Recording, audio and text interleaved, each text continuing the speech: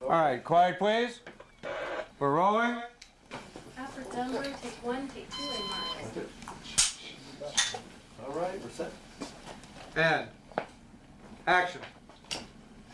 Katie? Katie?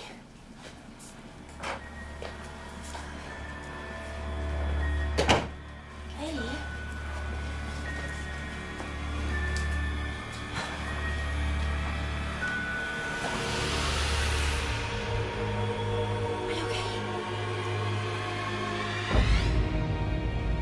Are you okay?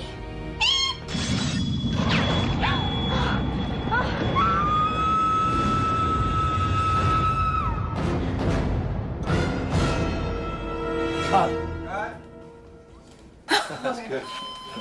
That's good. This is out-of-the-box comedy. The scary movies have definitely captured the same feeling of Airplane, of The Naked Guns. I just want to tell you both good luck. We're all counting on you. It's out there. It's non-apologetic humor.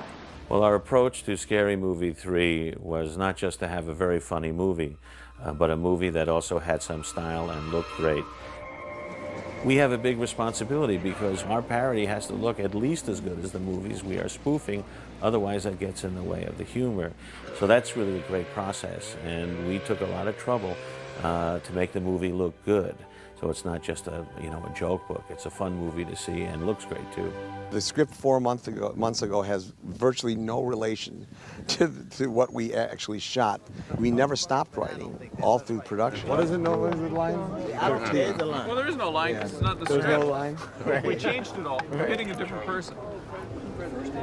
Oh, that's right. I don't know if there's any jokes that survived from that first draft because everything just got better. Okay. So I think we have two different ways. It got to be some days my assistant, Phil Dornfeld, and I were actually writing the script in the trailer between shots. Every day, it amazes me because the writers will write something, and 4 days later, we're filming it, and we have this huge, amazing set and these amazing costumes, and everything just suddenly appears. You never stop writing comedies, even if after you shoot them in the editing room, you are still in a way rewriting the material. That never stops. The line is, George, save us. It was a bit challenging at times. For example, there's material that we are parodying in the movie. The movie that we are spoofing didn't even come out until the middle of our schedule. But in some ways, that kept it fresh and kept us on our toes. I mean, at one point, we took a 2-week hiatus, and we flew into LA just to see Matrix. But you can call me the Oracle, and don't worry about that vase. What vase? We wrote the parody from the trailer, and then when we saw the movie, we added other scenes. That vase. I think the interval between seeing the movie and shooting the material, the spoofs, was about 3 weeks. But you've got to keep right up to him or else we totally lost this one. It's such a joy to be a part of it, with so much talent that's around you, and you have so many different levels of funny. And with the cast that we have, you see all those levels, like with Anna. Anna can just look at you and you crack up. She has the most, her face expressions, she can just... Orpheus, what are you doing? I thought there was a war coming. She has this voice that's like almost this, she does this this breath thing, and she has these wide eyes, and she's just so cute. Because she plays that aloof, nobody's home thing to the T. Huh? What? Why? Had to take a cab, black man on the corner. It's like she's got one brain cell and is stuck on stupid. And just her having to do that for like 6 months is funny. You know what I mean? And in between scenes, she just kind of comes up to you all cool and mellow like this, and then she'll say some crazy stuff. So it's like, she kept me laughing. She is, Anna's a complete dream to work with. She knows what she's doing, and she gets the jokes. So she does things. I don't have to say, raise your left eyebrow and curl your mouth. She does all the takes, and she makes it better than what's written on the page. Okay, sure. And it's nice to be able to come to this having played this character 2 other times. I feel like I have a really solid hold on what I'm doing. What am I gonna have to do? The first movie, I was scared out of my mind. It was my first big movie. I had no idea what I was doing. I thought they were gonna fire me any day. So I remember doing scenes with her, and I would just crack up, like in the middle of the take, because she'd just give me this look, and I'd just die. Simon's great. When he plays George, he's so sincere and sweet, and his eyes get so wide, and he's kind of like... You did the story on our cop cycle. And then I look back and it's the same thing. We have this wide-eyed, kind of dumbfounded look on our faces all the time. I don't know if there's anybody who made me laugh more than Simon Rex. You know your teacher, Miss Brenda? Yeah. She's dead! Gone forever! Died a horrible, painful death! Gone, gone, gone, just like your dog! My dog's dead? I just ran him over with the car when I drove in! I think he's absolutely one of the funniest actors in the movie. He is very tricky for Simon. He's got to play a guy that's both stupid and the romantic leading man. And that was hard to pull off. He's just goofy. It's weird. He's so funny. He always lifts me up and stuff. Yeah, he's a complete moron. He just doesn't get it, which is so fun to play. Basically, the guy is clueless, and the audience is along with him for this joyride of what's he gonna do wrong next. For his cell phone, he let me do the message. It was, "Hi, you've reached Simon Rex's personal secretary. He's not able to get to the phone right now, so if you could please leave a message after the beep. I'm sure he'll try to get back to you. Sucker."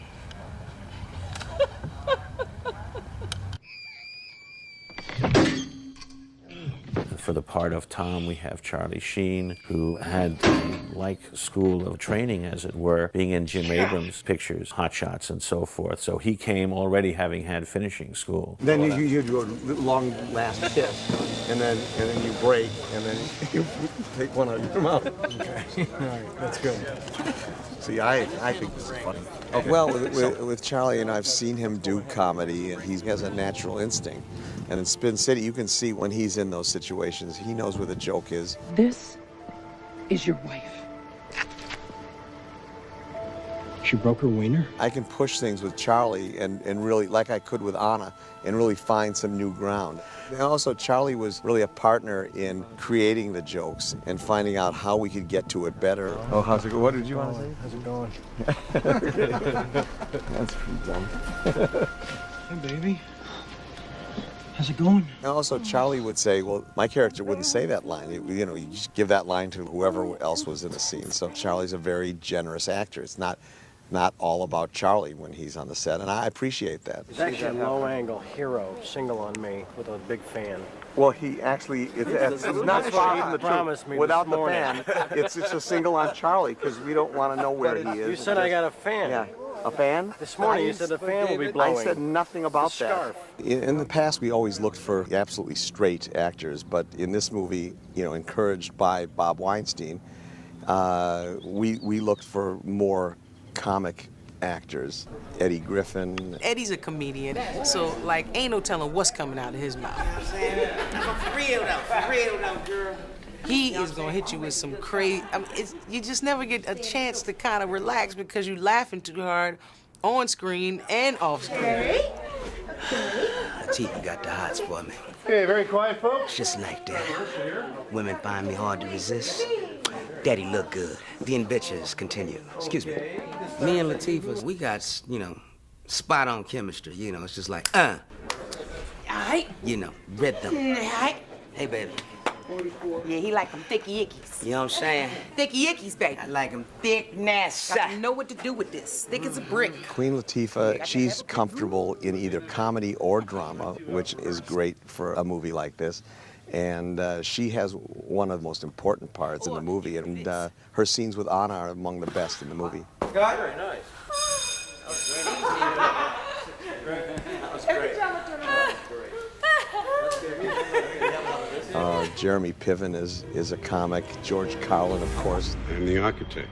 Having George Carlin in this movie, first of all, it's like having one of the gods come down from Olympus to say, hey, this might be fun for a day, and show up because he was a hero of, for all of us. And I put it in the wrong box and returned it to Blockbuster instead of my copy of Pootie Tang. It's been circulating and killing ever since. Just like Pootie Tang. It goes without saying, one of the funniest humans ever. I don't know if I ever would have thought of him because I'm just so trained to cast Robert Stack and Leslie Nielsen and Peter Graves and the straight actors, but he's just terrific because he can also play as straight. Cut. And who else am I missing? The rappers, Pamela Anderson. Well, those aren't comedies. Yeah, those aren't comedy, but but there's a lot of comedians in every situation. Did he do something in the back? Of course. It's so amazing to have all these unbelievable cameos. It's just like one delicious little scene after the next. The way we approach the casting is really in the same way as our movie is built of scenes you'd like to see.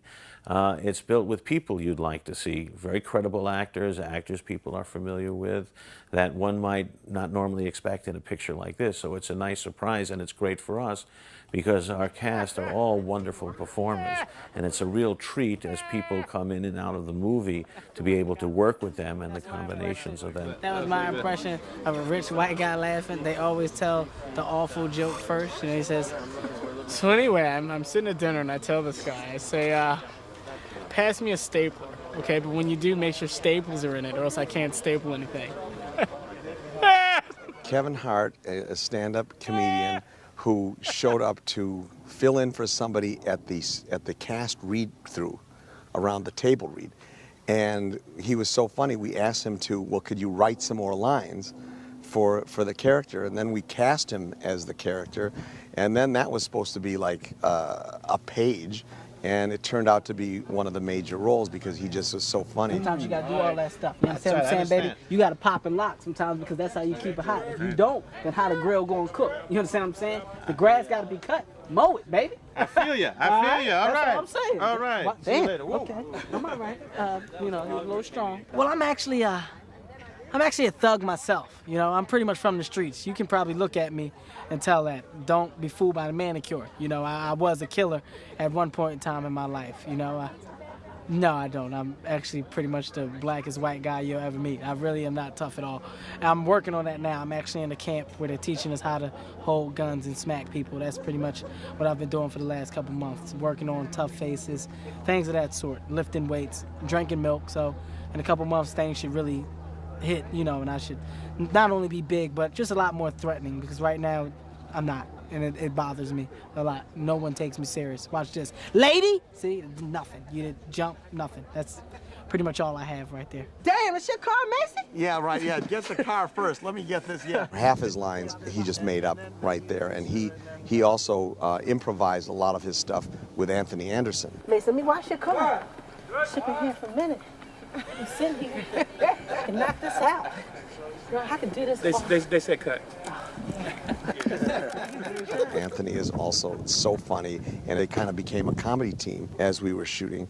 And Anthony also is one of the most generous actors. Mice? Mice? I thought she had rats. Here's Kevin Hart that cannot stop talking, and Anthony just played right into it. And for some of the scenes, Anthony was the straight man. That's because it's a rat, fool. Hey. Yeah, you might have just made a fact just now. That's some real shit. And other times, Anthony was the comedian. Yo, George, you need something? Because I would do anything for you. Anything. And it switched off flawlessly, and you can't even see what's happening. It's so funny. It's been mad funny. And Anthony is just like, I'm a huge fan of Anthony. So when I got here, I was like, oh man, they got my man in the movie. Mr. President, have you gone insane? Dale Hughley, we've been trying to work together for like 5 years. And finally, we had this opportunity, and he's also great, either straight or comedy. So whatever the moment requires him to do, he can deliver it. Just a lot of corn. Yeah, it's got to be something funny about a brother with a small afro and corn. Come on. That should be in the trailer. Corn and a brother with afros. Corn and no corn rolls. That's got to be hysterical. I'm getting nervous just looking at stuff grow. It's bad for me. Hilarious. DL's hilarious. He's one of the reasons why I'm trying to keep a straight face on the set. He just keeps ripping all through the set, making jokes and stuff. So one of the biggest surprises in terms of casting was Ja Rule. Knowing him from sort of another life and another kind of work, we didn't know what to expect.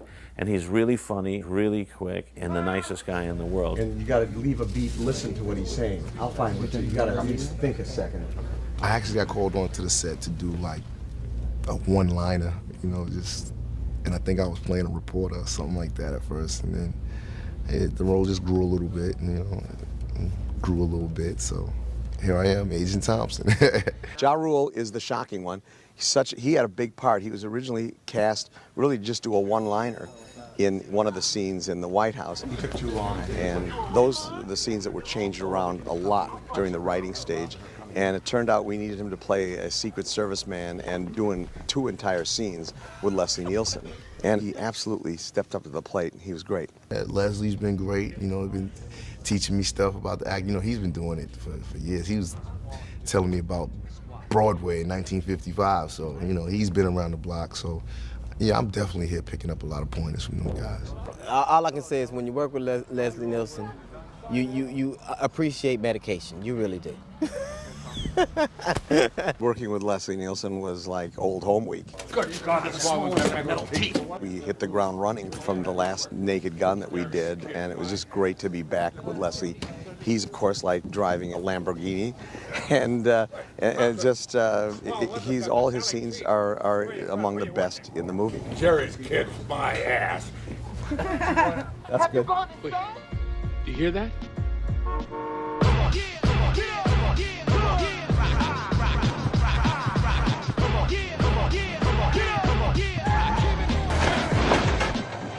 We should cut. Well, having guys, you know, from the Wu-Tang Clan and Master P and Method Man and Redman, it was great to have them in this picture, and only in a movie like Scary Movie 3 could you cross these worlds. Ran them the fuck over. Yeah, that was amazing. I wasn't really familiar with a lot of them, a lot of the rappers before I got onto this production. When you look on the set and see all these different rappers and the whole crew, it's like, wow. It's like, you know, it's almost like going to do a concert. This right here, this is like We're hanging out with Master P, Raekwon, the RZA, You God, Macy Gray. You know what I'm saying? I'm playing one of the most important, most incredible, most genius artists of our time, Miss Macy Gray. Macy is outrageous. She is a trip, you know, from the first time she showed up to the set. At first I wasn't sure. I thought she was pulling my leg, but this is a free soul. I'm gonna just try to really, you know, get into her psyche and get into her heart and just really be her for a couple of days and just try to really pour myself into her. And I know I'll never, you know, get to that level where I become her, but I'm just gonna really do my best. It was real funny because, you know, because you listen to these guys, you watch these guys all the time, but then when they come out and you work with them, whatever, you see that they're just as real as you are, you know, and that stereotypes mean nothing. It's Wait a minute, let me say something. We love her.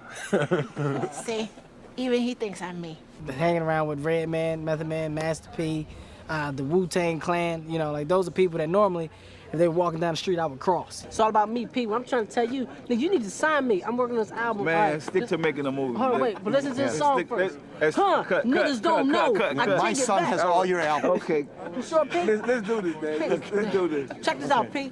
If you got it, holler at me. Do it on the Go back in the car. Okay, Go back. okay, this is that. All right. Wait. Water don't shine. Wait till after the movie. Okay. Wait till after the movie. I can spit it for you? Yeah, after the movie. Give me a come on thing. That's what I'm trying to tell you. All right, just P. Come on, everybody. Come on, P. Nothing? But, we were up here and we got to know each other, and they saw that I was a thug. You know, they took me serious because they knew what I was about, you know. Once again, I'm lying. I'm really not about nothing, but I tried to make myself seem like I was when they were here. They didn't buy it, but we had fun though, you know. I made them laugh, and that's what was important, you know. They liked me just as much as I liked them, and till this day, I'm probably still gonna buy the albums because of that, though. Yeah. Is y'all ready to go step? Well, let's go do this, because I'm hyped right now, B. I'm real hyped. Step in my shoe, bitch. Call me another bitch again, and I'll park your truck dead in your ass. I'm gonna bust this shit right now. Man, you ain't gonna bust a motherfucking thing. My nuts bigger than you, fool. Oh, man, you country made from short Bourbon Street type mark. Man, mother...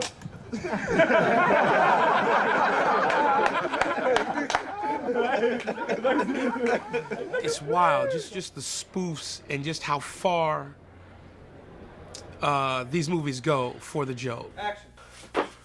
You know, there's an envelope, but not only do they push it, they set it on fire and then they piss on it to put it out. Excellent wisdom, lady. You know, there's no line to cross because there are no boundaries. So, you know, everybody's poked fun at every genre is poked fun at every star, every film. The young, the old, black and white, our Native American friends. Hey, how are you? Hey, how are you? Hey, how are you? And hey. Just to have the courage just to do it, well, and just to put it on film and make people live with it. It was like, no, this is it. If you're going to do insanity, which Naked Guns were, and which, of course, Scary Movie is. It's insane, and And you really have to have in the hands of a director who's really handling it and knows, because he'll be bringing credibility to it wherever he can and giving it dimensions that are so totally part of our lives that we can identify with it. Let's take this bottle of water, for instance. All right, it's got water in it. You hand this to David, he's gonna throw marbles in it, he's gonna throw Cheerios, he's gonna throw milk, he's gonna throw Kool-Aid.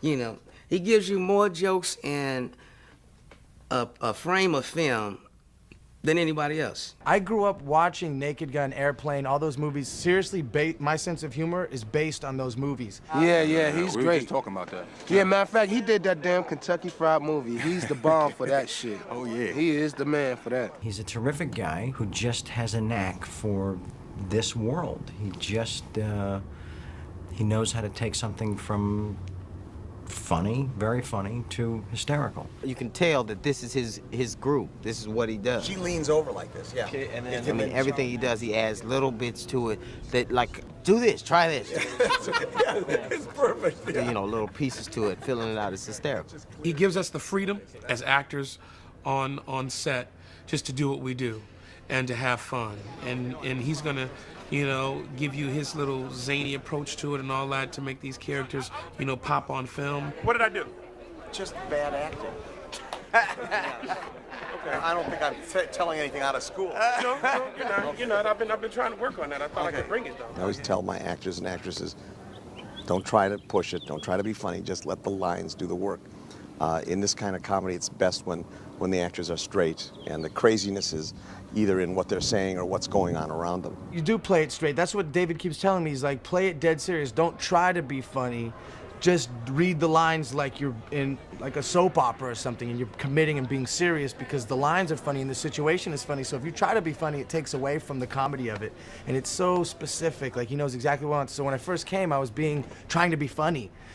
But I don't think that works really. So We'd finish, he says, that was good, yes, it was good. He said, yeah, we'll have to shoot it again. I said, what for? And he said, because there was somebody laughing while we were doing the entire scene. And he laughed, he goes,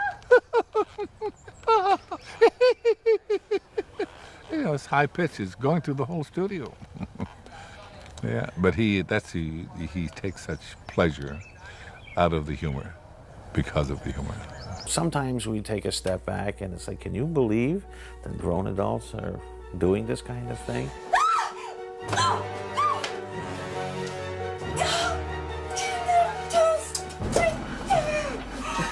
It's kind of hard to describe what the boundaries of our humor are. There's some things that someone else might think, hey, that's pretty funny, and I might think it's pretty disgusting, or someone thinks it's really clever. But, you know, it's not enough to be just clever, you have to be funny too. But for us, I guess we just try and make ourselves laugh. We're not trying to guess what's going to be funny with some other audience someplace else. If it's making us laugh, then we think we've got it. And our hope is there's enough overlap between what we find funny and what other people find funny as well. Remember when Anthony had on those panties? That wasn't It in didn't the make movie. it? Oh. That was Anthony wearing panties. Oh.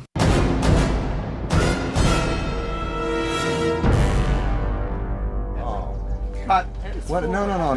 What the hell happened there? Well, not many people know that Scary Movie 3 is based on William Shakespeare's The Tempest. Our enemy is yet to reveal himself. So we had a really strong template when we started. Now, we did have to go pretty quickly, and we did tend to diverge a bit from the Bard's text. What is you still doing here for? But we had to put it together really soon. It wasn't all written from the beginning.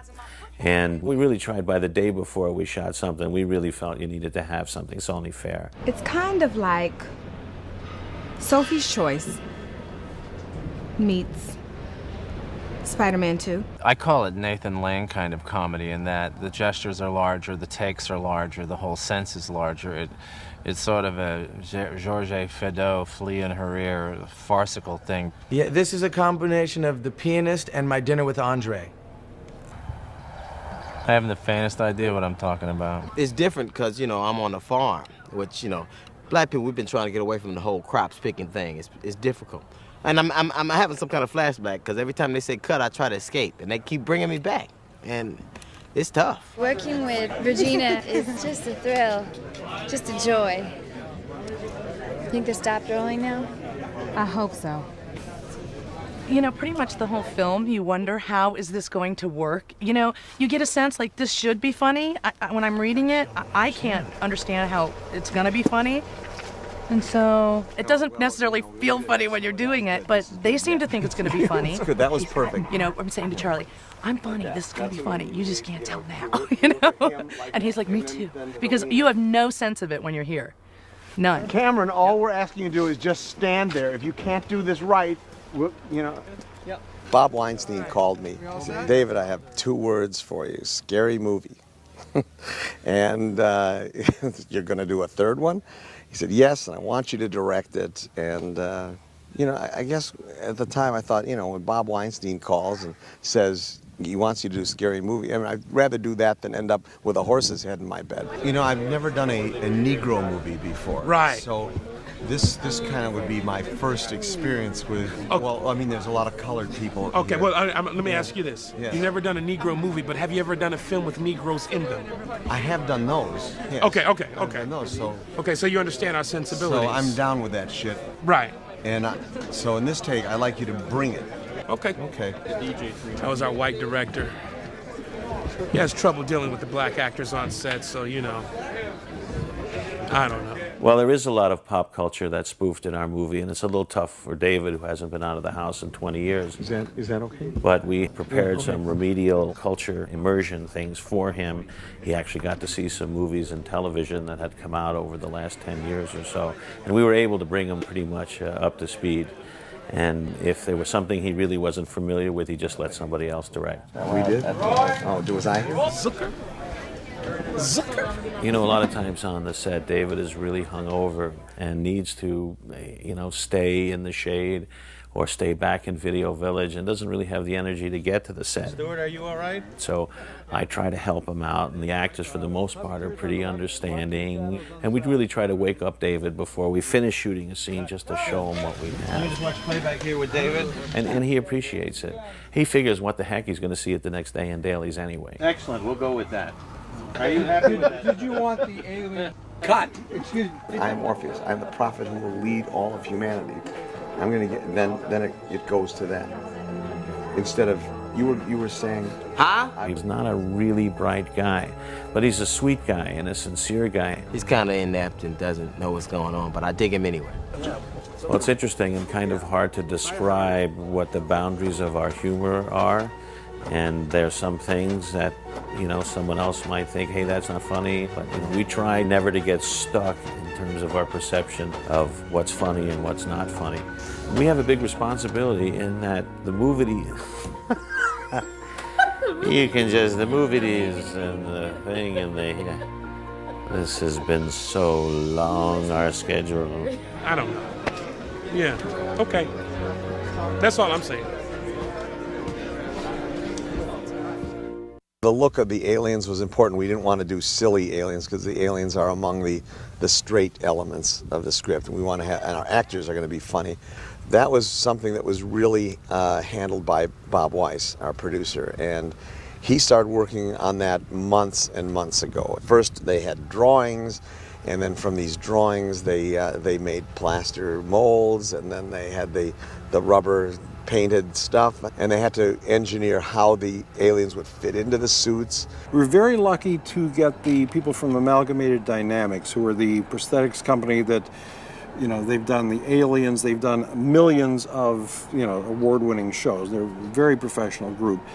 And they've designed an alien for us, an alien-type body, which is going to be very scary. It's a little bit reminiscent of the one in Signs, but again, very different. Bob Weiss, the producer of Scary Movie 3, asked us to come up with an alien that was sort of the quintessential communion alien, Whitley Strieber, Area 51, Roswell-style alien, except, of course, that they have to be threatening enough to be mean, so they're larger than what the normal size little gray alien is. They're made out of foam rubber, and the construction on the suits is it's like a Lycra leotard underneath. Foam latex, which is sculpted, molded, and then cast over top of the Lycra suit. The heads are made out of fiberglass with electronics inside to give them some life and expression. There's 27 servo motors inside to move the eyes and brows, the cheeks, and the jaw, and the lips, and everything. When they're up and operating, it takes 3 puppeteers on the outside to give them some character. Hello again, friends, and welcome to the set of Scary Movie 3. Aren't I scary? Yes, you thought 1 and 2 were scary, but you never saw an alien on a stick. Alien without a body. I hear we're getting a bigger budget, and then we'll have a body, too. Oh, that will be scary. These actually are miniature versions of the alien that is for a scene where one of the characters morphs into the Hulk. And so, to give you an idea of how big the Hulk is, if I'm the Hulk, this is what these aliens in scale are. So he's going to thrash him around and, beat him up and so on. And not to keep promoting my partner Tom Woodruff Jr., but he's also playing the Hulk. 1. Yeah. Okay. It's similar in that there's going to be a big bodysuit that I'm wearing made out of the same foam rubber material, just massive amounts of foam to get the proper proportions. The big difference is that the face, rather than being an animatronic mask that I'm wearing, it's going to be an appliance makeup, which is foam rubber glued to my face, so I can articulate the face myself, and I'll have contact lenses and teeth and everything. So for the first time, I won't be relying on 3 puppeteers that have to coordinate all of their performance along with mine to come up with some kind of a cohesive performance. I'll just be able to do all the facial stuff myself. Now, there's a tremendous amount of visual effects in this movie, and a range of visual effects, whether they're in camera, things like forced perspective, where you make somebody look really big in comparison to others, and it's just a trick of where you place them on camera, to other things that are digitally created in computers. And to put this together and to be able to do it on our budget, I mean, look, we're parodying films that collectively cost hundreds and hundreds and hundreds of millions of dollars. We have a modest budget where we are trying to make it look like that movie, feel like that movie, so we have to be even more ingenious in figuring out ways to do that.